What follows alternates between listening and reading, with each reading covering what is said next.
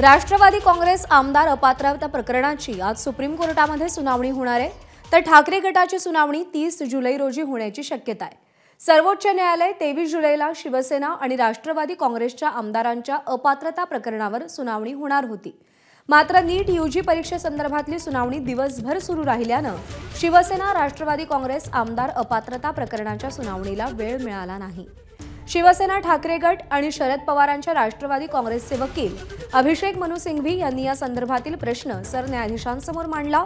त्यावेळी सुप्रीम कोर्टाने राष्ट्रवादी संबंधीची सुनावणी 29 जुलै रोजी तर ठाकरे गटाची सुनावणी 30 जुलै रोजी होणार असल्याचं सांगितलंय।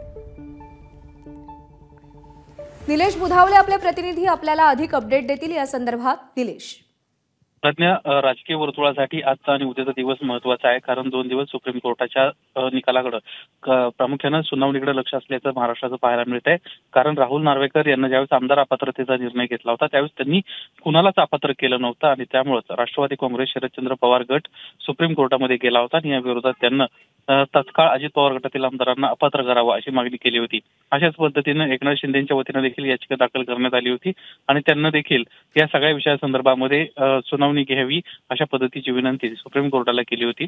मागच्या सुनावणीच्या वेळेसच खरं तर या संदर्भातला घडामोड घडणं अपेक्षित होतं, मात्र नीट याचा विषय सध्या गंभीर आहे आणि त्याच संदर्भातली सुनावणी खूप वेळ चालल्यामुळे अगदी 4 नंबरला राष्ट्रवादी काँग्रेस पक्षाची सुनावणी त्यामुळे आज आणि उद्या दोनही पक्षांच्या आमदार अपात्रतेसंदर्भातली सुनावणी होणार आहे। आणि जसं तू म्हणालास निलेश की हे 2 दिवस महाराष्ट्रासाठी राजकीय दृष्ट्या अत्यंत महत्त्वाचे असतील।